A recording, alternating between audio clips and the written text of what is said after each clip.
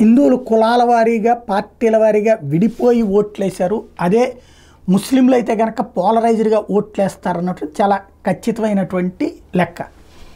ఆ లెక్కతోనే అన్ని పార్టీలు కూడా వాళ్ళనే బుజ్జగించేటటువంటి పని చేస్తాయి. అందులో భాగంగానే 4% రిజర్వేషన్లు. బీసీలు కులాల వారీగా ఉన్నారు, ఎస్సీలు కులాల వారీగా ఉన్నారు, ఎస్టీలు కులాల వారీగా ఉన్నారు.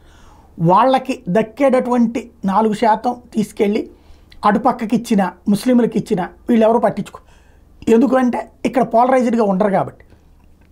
అందువల్లనే మామూలుగా అయితే కనుక ఇప్పుడు రిజర్వేషన్లు తగ్గిస్తామనో తీస్తామంటే ఎంత రచ్చ నడిచిపోతుంది. తగ్గించేశారు అక్కడ సైలెంట్గా, వాళ్ళ తీసుకెళ్ళి వేరే వాళ్ళకి ఇచ్చేశారు. కానీ ఎవడూ మాట్లాడాలి. తగ్గిస్తామంటే రెచ్చిపోయేటటువంటి పక్షాలే ఈ విషయంలో ఏం మాట్లాడాలి అంటే వాళ్ళని రెచ్చగొట్టే వాళ్ళని బట్టి ఆధారపడి ఉంటుంది.